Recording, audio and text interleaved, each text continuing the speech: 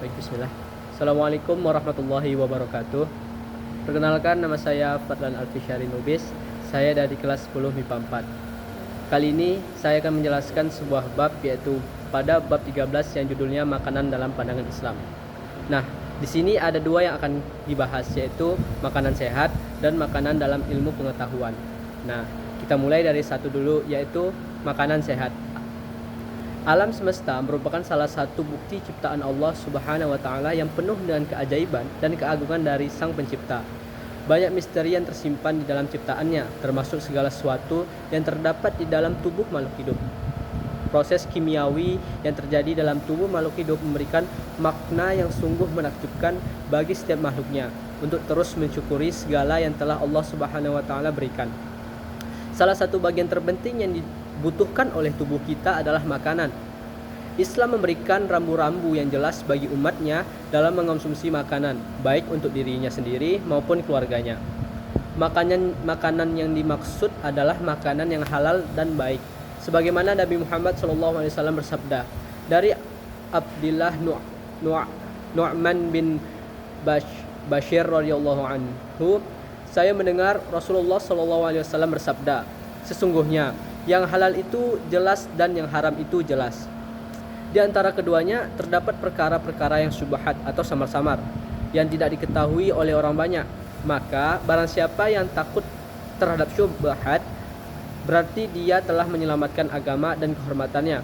Dan barang siapa yang terjerumus dalam perkara syubhat, maka akan terjerumus dalam perkara yang diharamkan.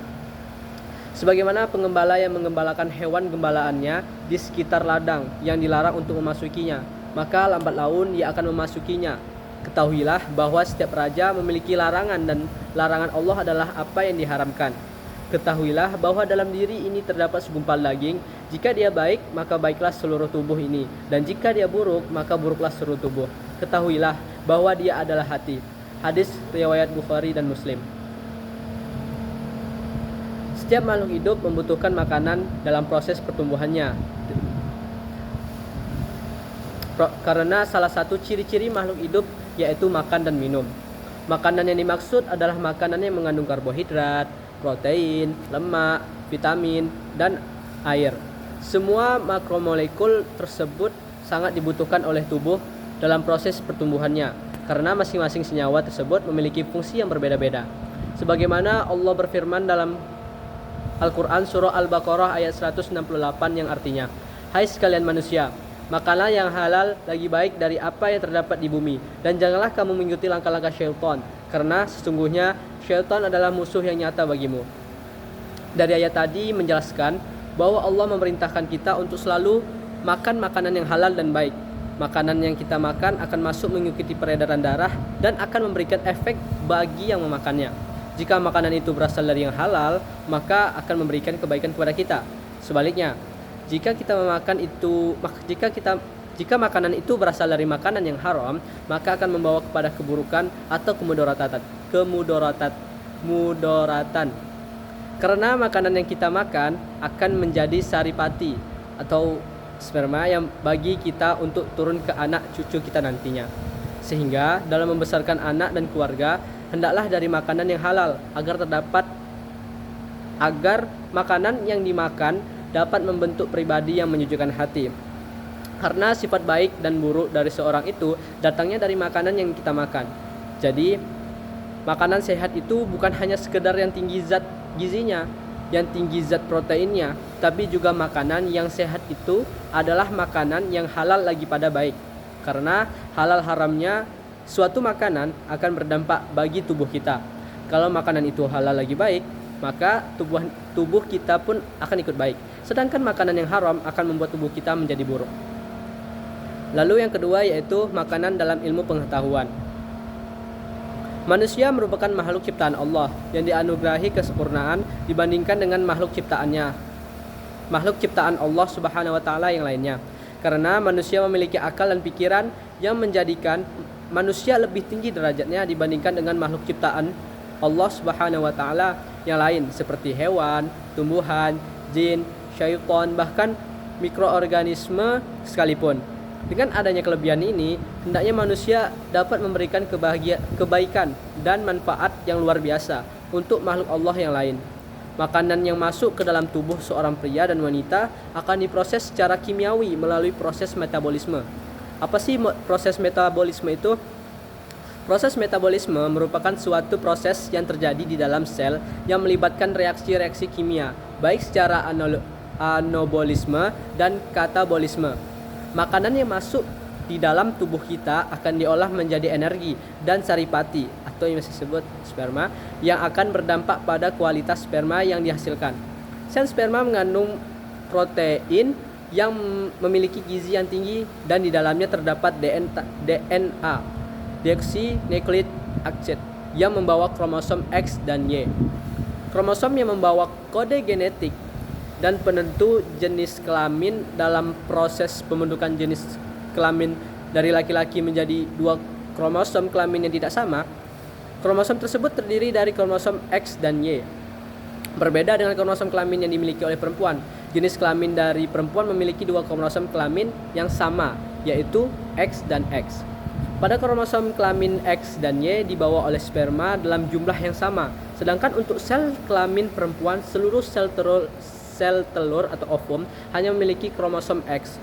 Sehingga dalam proses pembuahannya, apabila sperma yang membawa kromosom X berhasil mencapai ovum dan membuahinya, maka akan terbentuk sel kelamin yang sama, yaitu sel kelamin XX, yang berarti jenis kelamin dari sel pembentukan bayi tersebut adalah perempuan. Sedangkan apabila sel sperma yang berhasil mencapai sel telur adalah sel sperma yang memiliki kromosom Y, maka akan terbentuk sel kelamin yang berada di sel kelamin tersebut, yaitu kelamin yang berbeda dari sel kelamin tersebut, yaitu sel kelamin XY, yang artinya bayi yang berbentuk akan berjenis kelamin laki-laki. Adapun bentuk dan ciri-ciri dari sperma pembawa kromosom Y antara lain: 1. Bentuknya bundar dan bersinar terang. 2. Memiliki ukuran sekitar sepertiga dari bentuk sperma dari kromosom X. 4. Pergerakannya lincah dan gesit dibandingkan dengan kromosom X. 5. Sperma kromosom Y ini lebih cepat musnah dalam perjalanannya menuju sel telur atau ovum. Sedangkan sperma dari kromosom X memiliki bentuk yang lebih panjang dan besar, kurang lincah karena jalannya lambat, tetapi memiliki ketahanan hidup dalam menuju sel telur cukup kuat dan lama. Waktu yang dibutuhkan oleh sel sperma untuk mencapai sel telur atau ovum, tepatnya di tuba